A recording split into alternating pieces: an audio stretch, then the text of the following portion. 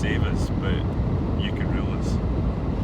I mean, there are some countries and provinces that love to be under a sovereign country. They like to have that protection. I mean, some small little towns are still a part of large cities because they don't want to have to be separate. I've lived in a few like that. I mean, Puerto Rico, they're not a U.S. state, but they like being under the protection of the U.S. Yeah, I find that Army. one a peculiar one. Puerto Rico. I mean, if you have the consent of the majority of governing people, then sure, be under whatever country you want. But being forced under another country is terrible. Well, we weren't necessarily forced. We had our own sovereign country. And then they were allowed to rule over us, which I don't think many of the locals approved upon. And then you had things like the Highland clearances and such. So it was more of a betrayal rather than an invasion. And I think that's why Northern Ireland, they like, being... Well, I know Northern Ireland is loyal to the English throne. Yeah, and the regular Ireland hates everything British, and they'd probably stone any English person.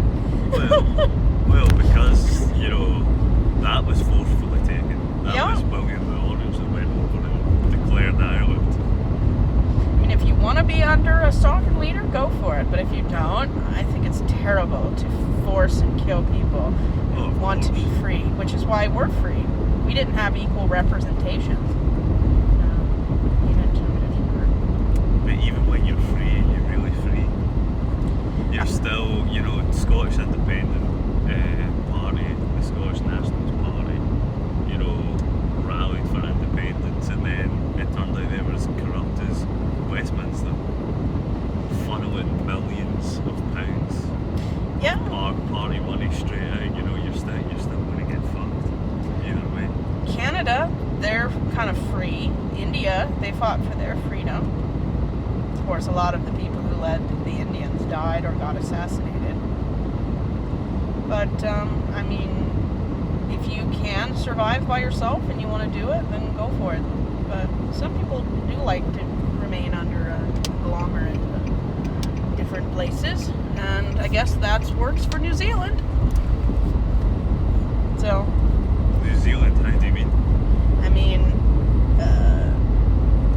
I don't think I've ever heard of them becoming... Are they still under the English monarchy? No, well, they're a Commonwealth country, but that's just like Canada, India, Some free themselves and then decide they still want to be under the umbrella of a empire. Well, the Commonwealth's is former British Empire countries, but still has the monarchy on the currency, essentially. As with power, I don't think they have a lot of power. I mean, India's a far larger economy than Britain. Yeah, I mean, they had their own revolution. Well, if you can call not committing violence and sitting somewhere a revolution, I guess you can. It was kind of like the Civil Rights Movement. They borrowed a lot of policies from the Indian silent rebellion, just civil disobedience without violence.